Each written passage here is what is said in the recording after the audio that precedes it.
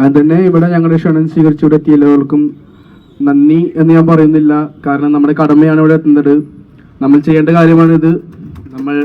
നമ്മൾക്ക് വേണ്ടിയാണ് അവിടെ ഒരുപാട് പേര് സമരം ചെയ്യുന്നതും ഭക്ഷണമില്ലാതെയും ഒന്നുമില്ലാതെയും സമരം ചെയ്യുന്നതും ഒരുപാട് അക്രമങ്ങൾ നേരിടുന്നതും എല്ലാം നമുക്ക് വേണ്ടിയാണ്, എനിക്ക് വേണ്ടിയാണ്, നിങ്ങൾ എല്ലാവർക്കും വേണ്ടിയാണ്. കാരണം നമുക്കെല്ലാവർക്കും അറിയാം, ഇപ്പൊ കൂടുതൽ നിൽക്കുന്ന യുവജനങ്ങളാണ്, നമ്മൾ പരീക്ഷകൾ എഴുതുന്നവരാണ്. ഒരു എക്സാം നേരിടുമ്പോൾ നമ്മൾ നേരിടുന്ന ടെൻഷനുകളും നമ്മുടെ ആങ്സൈറ്റി എല്ലാം നമുക്കറിയാം.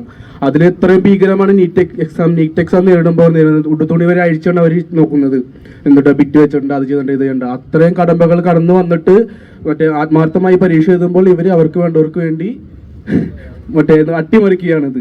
അപ്പൊ അതൊക്കെ കണ്ടിട്ട് മിണ്ടാണ്ടിരുന്ന പിന്നെ യുവജനങ്ങൾ എന്ന് പറഞ്ഞിട്ട് കാര്യമില്ല, നമ്മളാണ് പ്രതിഷേധിക്കേണ്ടത്. നമ്മുടെ ഓരോരുത്തരുടെ ശബ്ദമാണ് എല്ലാവരും കേട്ടുകൊണ്ടിരിക്കേണ്ടത്. എത്രത്തോളം മിണ്ടാണ്ടിരിക്കുന്നു അത് അവർക്ക് കൊടുക്കുന്ന മൗനമായിട്ടുള്ള സമ്മതമാണത്. മിണ്ടാതിരിക്കാൻ പാടില്ല, തുറന്ന് സംസാരിക്കുക. ഞങ്ങൾ സംസാരിക്കുന്നത് ഞങ്ങൾ പാട്ടുകളിലൂടെയാണ് ഞങ്ങൾ സംസാരിക്കുന്നത്.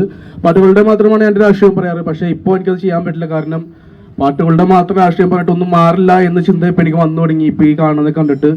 അപ്പോൾ ഞാൻ വേണമെങ്കിൽ ഞാൻ പാടി തന്നെ ഒരു രാഷ്ട്രീയപരമായ ഒരു പാട്ടുണ്ട്, ഞാൻ അത് പാടി നിങ്ങൾക്ക് നന്ദി പറഞ്ഞ് തീർക്കാം. ഓക്കെ.